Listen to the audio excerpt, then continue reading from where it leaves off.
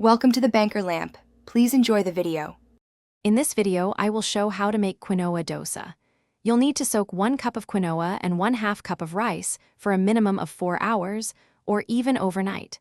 Don't forget to add 1/2 teaspoon of fenugreek seeds to the soaking mixture. This crucial step helps achieve a perfectly smooth batter and aids in proper fermentation, leading to light and fluffy dosas. Once your quinoa and rice are perfectly soaked, it's time to create the batter. First, drain all the water from the soaked ingredients.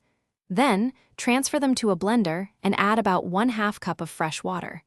Blend until you achieve a very smooth, pourable consistency, similar to a thick pancake batter.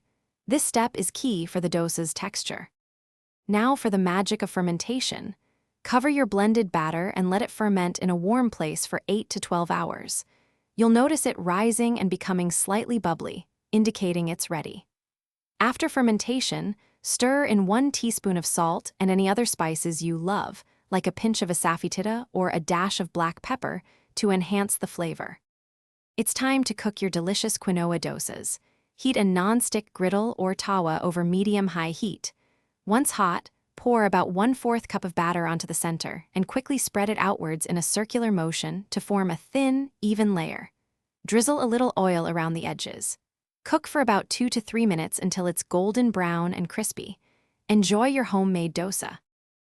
Thanks for watching. If this was helpful, leave a like and consider subscribing. See you next time.